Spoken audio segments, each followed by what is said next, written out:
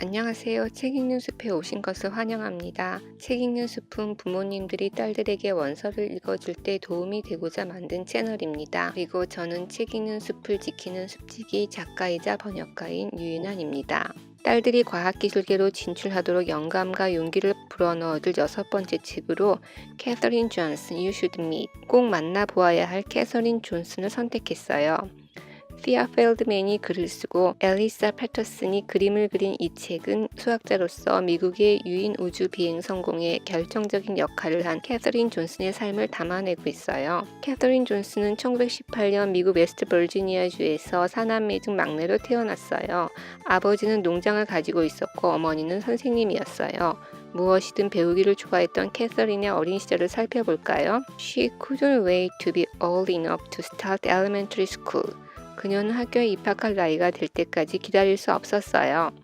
Before then, she followed her siblings to school and tried to go in with them. 그 전에 이미 오빠를 따라 학교에 가 함께 공부하려 했어요. 숫자 세기를 좋아해 식구들 수, 접시 개수, 계단의 층 개수 등 셀 수 있는 것은 무엇이든 세어보려 했고 모든 것은 수학이야 라고 말하기도 했어요. 캐서린은 수학에 대한 재능을 아버지로부터 물려받았다고 종종 이야기했다고 해요. 그녀의 아버지 조슈아 콜메는 나무를 한 번만 보면 그것을 배워서 몇 장의 판자를 얻을 수 있는지를 정확히 계산해내는 사람이었어요. 어려서 수학에 뛰어난 재능을 보인 캐서린은 10살에 고등학교에 입학할 자격을 갖추었어요. 그런데 캐서린이 살던 지역 고등학교들은 흑인 학생을 받지 않았기 때문에 캐서린의 가족은 다른 지역으로 이사를 가야 했어요. That means that there are many separate things for African American and white American, including schools.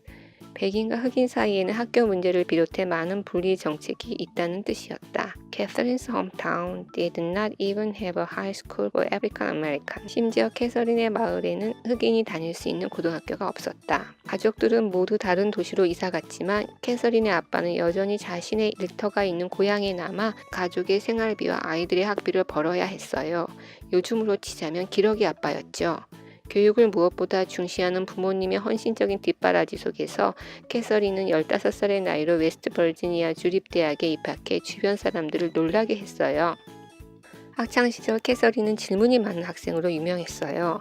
그녀 자신이 몰라서가 아니라 다른 학생들이 교수님 설명을 이해하지 못하면서도 어떤 부분을 어떻게 질문해야 할지 몰라 헤매는 것을 돕기 위해서였어요.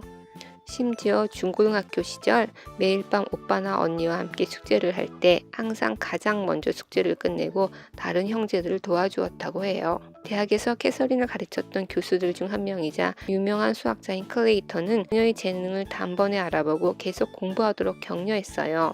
당시 많은 여자아이들처럼 교사나 간호사가 되는 것이 꿈이었던 캐서린은 클레이턴의 영향을 받은 후엔 수학자가 되기로 결심했어요.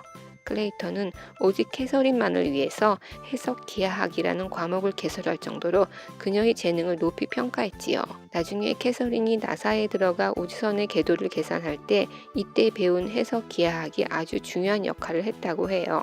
18살에 대학을 졸업한 캐서린은 잠깐 교사로 일하다가 결혼한 뒤 다시 공부를 시작했어요. 하지만 남편을 병으로 잃고 새 아이를 홀로 키우게 되자 일을 해야 했지요. 처음엔 교사로 일했지만 1953년에 나사에서 우주선 설계에 필요한 수학 계산원을 특별 채용한다는 것을 알고 지원했어요. 이 채용은 소수자인 흑인 여성들에게만 열린 기회이기도 했지요. 당시 나사에선 이 사람들을 Computers in Skirt, 치마 입은 컴퓨터라고 불렀다고 해요. 이 말에는 단순히 계산만 하기 위해 채용된 흑인, 게다가 남자도 아닌 여자인 이 사람들을 경멸하는 뉘앙스가 담겨 있어요. 캐서린은 여성이고 게다가 흑인이기 때문에 많은 차별을 받았어요. 캐서린의 이야기를 바탕으로 한 영화 히든 피규어스를 보면 흑인과 화장실을 같이 사용하기 싫어하는 직원들 때문에 하루에도 몇 번이나 다른 건물 화장실을 사용하러 가야 할 정도였어요. 이 책에선 당시의 인종차별에 대해 이렇게 이야기하고 있어요. Catherine joined a group of about 12 African Americans who were research mathematicians. 캐서린은 계산 수학자인 12명의 흑인 여성들 중 한 명이었어요. There was a group of white American women research mathematicians. 그곳엔 백인 여성 계산 수학자들도 있었어요. The two groups worked and ate separately until the Civil Rights Movement. 두 그룹은 민권운동이 일어나기까지 서로 분리된 곳에서 일하고 밥을 먹었어요. that had started in the 1950s brought an end to racial segregation in 1964. 1950년에 시작된 민권운동은 1964년 마침내 인종분리 정책의 종지부를 찍었어요. 나사에 들어간 캐서린이 비행 경로를 설계하기 위해 복잡한 계산을 할 때에도 그런 계산을 무엇을 위해 왜 하는지를 아무도 말해주지 않았어요. 하지만 캐서린은 이런 계산을 왜 해야 하고 왜 그토록 중요한지를 알고 싶어 했지요. 아마 이때 캐서린은 자신이 어디로 가는지 왜 뛰는지도 모른 채 매일 열심히 달려야 한다고 독촉받는 기분이었을 거예요. 그래서 모두 남성인 기술자들과 연구원들이 회의를 할 때 참석해서 질문을 던지기 시작했어요. 처음엔 몇몇 남성들이 여자를 회의에 초청한 적이 없다면서 강력히 항의했지요. 하지만 이들은 곧 이를 제대로 추진하려면 캐서린의 뛰어난 해석 기하학 지식이 필요하다는 것을 알아차렸어요. 게다가 캐서린 본인도 여자가 참석하는 것이 불법입니까? 라고 따져 물었기 때문에 할 말이 없었어요. 결국 캐서린은 여성 최초로 나사 회의에 참석할 수 있는 정식 연구원으로 인정받게 되었지요. Catherine's persistence paid off. 캐서린의 끈기 있는 노력은 결실을 거두기 시작했어요. She was eventually invited to attend all briefing meeting and she participated in the discussion. 그녀는 마침내 모든 업무보고 회의에 참석해달라는 요청을 받았고 그들의 토론에 참여했어요. She was also the first woman in her division to have her name included on a report. 또 자기 부서에서 여성 최초로 업무 보고서에 이름을 올리게 되었어요. 캐서린은 나사에서 우주선의 경로와 착륙 지점을 정확히 계산하는 인간 컴퓨터로 이름을 날렸어요. 당시엔 컴퓨터의 기능과 프로그램이 오늘날처럼 발달하지 않았기 때문에 복잡한 수식을 사용하는 수학 계산은 사람이 직접 해야 했어요. 사람을 우주 공간으로 보낸 뒤 달 주위를 일정한 궤도로 돌게 하고 마침내 달에 착륙하도록 경로를 정확히 계산하지 않으면 아무리 좋은 로켓과 우주선이 있어도 우주 비행은 불가능해요. 그리고 지구로 돌아올 때에도 안전한 곳에 정확히 착륙하려면 우주선의 속도와 위치, 머무는 시간, 연료의 양 등 많은 요소를 고려한 정확한 계산이 필요했어요.